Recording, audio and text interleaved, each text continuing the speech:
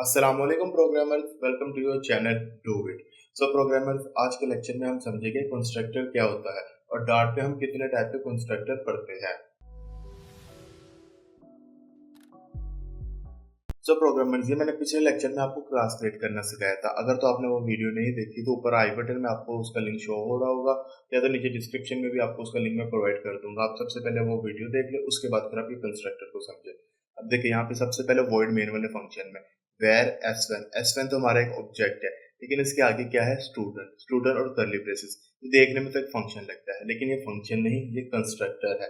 तो simple wording में अगर हम कंस्ट्रक्टर को डिफाइन करें तो एक ऐसा फंक्शन जो कि हमारे क्लास के नेम से डिफाइन किया जाए उसको हम कहते हैं कंस्ट्रक्टर। एग्जैक्ट क्लास के नेम से हम एक फंक्शन को क्रिएट करेंगे तो उसको हम कहते हैं कंस्ट्रक्टर। तो सबसे पहले हम पढ़ते हैं डिफॉल्ट कंस्ट्रक्टर। डिफॉल्ट कंस्ट्रक्टर एक ऐसा कंस्ट्रक्टर होता है जो ऑटोमेटिकली क्रिएट हो जाता है, क्योंकि देखिए कोई भी ऐसा फंक्शन नहीं क्रिएट किया हुआ स्टूडेंट नेम से, फिर भी ये ऑटोमेटिकली यहाँ पे कॉल हो रहा है। तो अब अगर आप चाहे तो आप इसको जो है ना खुद भी क्रिएट कर सकते हो। आपने स्टूडेंट जो आपके क्लास का नेम है, आपने उसी नेम से जो है ना एक फंक्शन क्रिएट करना है और उसको डिक्लेयर कर देना है। अब मैं यहाँ पे करता हूँ प्रिंट। प्रिंट करता हूँ क्लास इज क्रिएटेड। अब कंस्ट्रक्टर का क्या काम होता है? कंस्ट्रक्टर का काम ये होता है कि वो सबसे पहले कॉल होता है ऑटोमेटिकली, उसको हमें कॉल करने की जरूरत नहीं पड़ती। अब देखिए, यहाँ पे एक फंक्शन मैंने क्रिएट किया है set data and gate data वाला, जो कि हमारे यूजर के नेम को पहले सेट करेगा आमना और उसकी एज 21, और फिर गेट डाटा में जो है ना उसको डिस्प्ले कर देगा। तो अगर हम कोड को देखें तो हमारे पास तो आमना एंड आमना की एज प्रिंट होनी चाहिए, ये क्लास इज क्रिएटेड नहीं प्रिंट होना चाहिए, लेकिन ये ऑटोमेटिकली कॉल होता है और सबसे पहले कॉल होता है। अगर मैं इस कोड को रन करूं तो आप देख सकते हो सबसे पहले यहाँ पे मेरा ऑटोमेटिकली क्लास इज क्रिएटेड, ये जो है ना ये वाला फंक्शन कॉल हो चुका है। उसके बाद फिर student name is Amna and student age is 21 print हुआ है। अब प्रोग्रामर्स, मैं आपको एक एग्जांपल समझाता हूँ। ये ऑटोमेटिकली एंड सबसे पहले कॉल होता है, तो आप देखो, आप इसको इस तरह भी समझ सकते हो कि ड्यूरिंग मोबाइल एप्लीकेशन अगर आपने चेक करना है कि यूजर ऑलरेडी जो है ना, मतलब कुछ भी करने से पहले, कोई भी फंक्शन को एग्जीक्यूट करने से पहले अगर आप ये चेक करोगे, अगर तो यूजर ऑलरेडी लॉगिन है तो उसको होम स्क्रीन में लेकर जाओ, और अगर तो वो लॉगिन नहीं है तो उसको लॉगिन स्क्रीन पे लेकर जाओ। तो हम इस चीज का कोड कंस्ट्रक्टर के अंदर भी सेव कर सकते हैं, ताकि जब हमारा कोड रन होगा तो सबसे पहले कंस्ट्रक्टर ऑटोमेटिकली कॉल हो जाए, और ऑटोमेटिकली कॉल होकर वो चेक कर ले कि अगर तो यूजर लॉगिन है तो उसको जो है ना होम स्क्रीन पे ले जाए, और अगर तो यूजर लॉगिन नहीं है तो उसको लॉगिन स्क्रीन पे मूव कर दे। तो अब प्रोग्रामर्स, अब हम समझेंगे parameter constructor. Parameter constructor same यही होता है कि वो बस उसके अंदर जो है हमने पैरामीटर डिफाइन कर देते हैं। अब देखिए, हम जो है ना, जो यूजर सी प्लस प्लस से फेमिलियर है वो आपको पता है कि आप वहाँ पे जो है ना इस तरह मल्टीपल कंस्ट्रक्टर भी यूज कर सकते हो डिफरेंट पैरामीटर के साथ। लेकिन यहाँ पे डार्ट में हम इस तरह नहीं कर सकते। डार्ट में एक अलग मेथड होता है मल्टीपल कंस्ट्रक्टर को यूज करने का, वो मैं आपको अभी नेक्स्ट स्टेप में समझाऊंगा। आप डार्ट में एट ए टाइम में एक ही कंस्ट्रक्टर यूज कर सकते हो, या तो डिफॉल्ट या तो पैरामीटराइज कंस्ट्रक्टर। अब मैं यहाँ से डिफॉल्ट को रिमूव कर देता हूँ फिलहाल के लिए। पैरामीटराइज कंस्ट्रक्टर है ना, इसके अंदर मैं अपनी वैल्यू को इनिशियलाइज करता हूँ।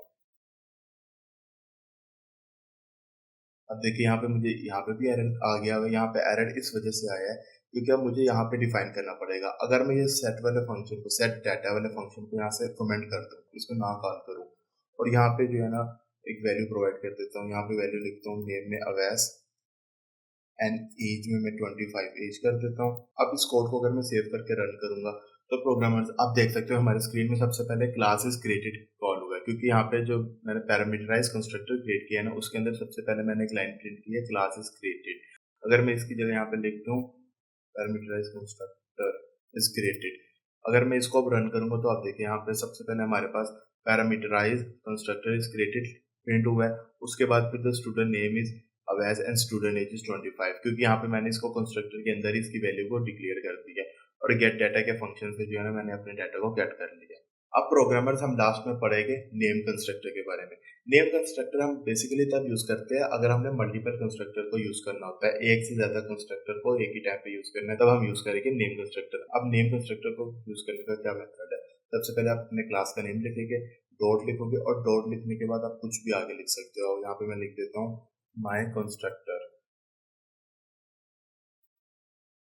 सर्कुलर ब्रैकेट एंड इसके बाद कर्ली ब्रैकेट। अब मैं यहाँ पे प्रिंट कर देता हूँ नेम कंस्ट्रक्टर एंड में सेमीकोलन। अब नेम कंस्ट्रक्टर को कॉल करने के लिए प्रोग्रामर यहाँ पे मैं एक और ऊपर ऑब्जेक्ट क्रिएट कर लेता हूँ। सबसे पहले मैं लिखता हूँ वेयर s2 लिखता हूँ, ऑब्जेक्ट का नेम मैं s2 देता हूँ, इज इक्वल स्टूडेंट। स्टूडेंट के बाद आपने यहाँ पे डालना डॉट। डॉट जैसे आप डालोगे ना तो आपने जो नेम कंस्ट्रक्टर आपने क्रिएट किया ना उसका नेम यहाँ पे आ जाएगा। जैसे कि मैंने माई कंस्ट्रक्टर क्रिएट किया तो यहाँ पे मुझे ये शो हो गया, और एंड में सेमीकोलन। तो आप देखें प्रोग्रामर्स, अगर मैं इस कोड को रन करूंगा ना तो सबसे पहले हमारे पास parameterise constructor is created print होना चाहिए। उसके बाद यहाँ पे उसका डाटा, और उसके बाद फिर मेरा यहाँ पे नेम कंस्ट्रक्टर प्रिंट होना चाहिए लास्ट में।